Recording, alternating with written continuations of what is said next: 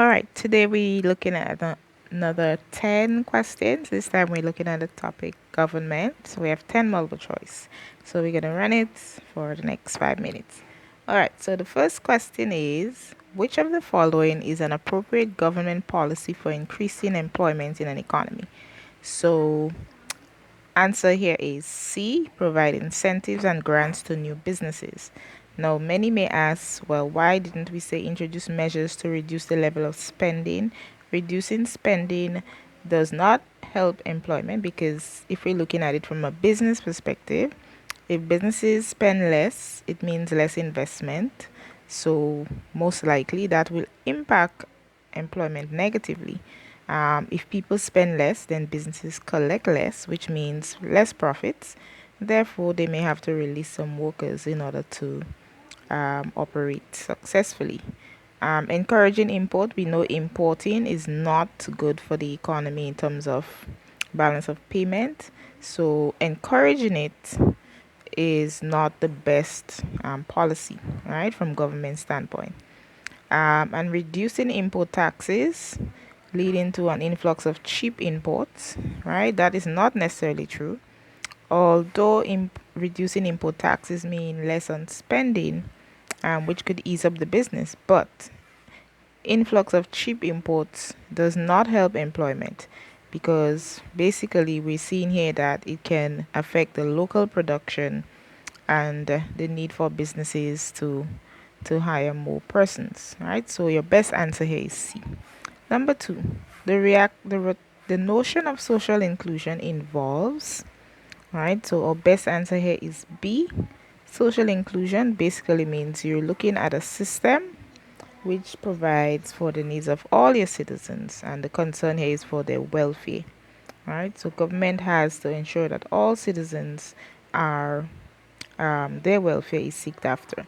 3. Which of the following is a reason for levying taxes? Now, levying here means to impose tax on your citizen.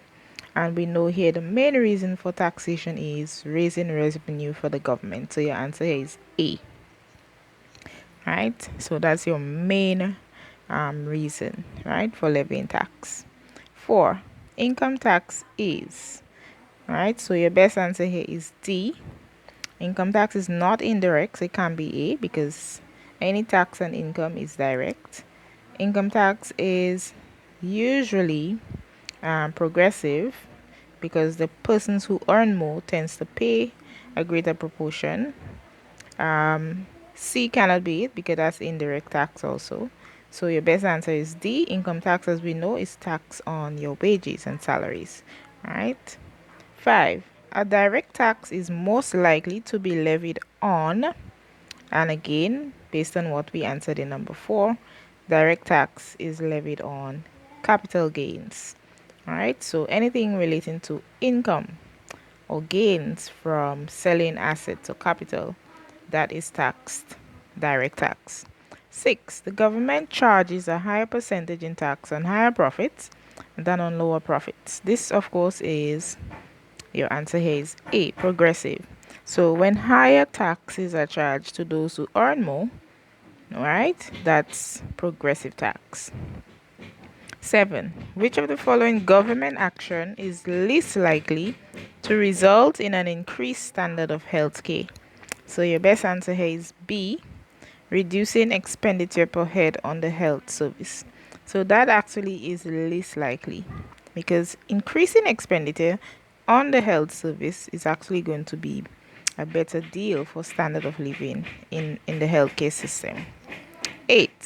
Stamp duty is a tax that is levied on, and your best answer is B, documents and legal paperwork. So when persons do things like conveyance, deed of conveyance, and other contracts, right? These have stamp duties. Even things like mortgage, etc. These have stamp duties. 9. Which of the following is a characteristics of a loan but not of a grant?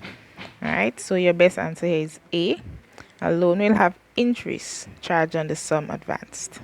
Right? Grants are monies given that doesn't have to be repaid, so it does not have any interest. And the last question, 10. The burden of a tax falls on, and we know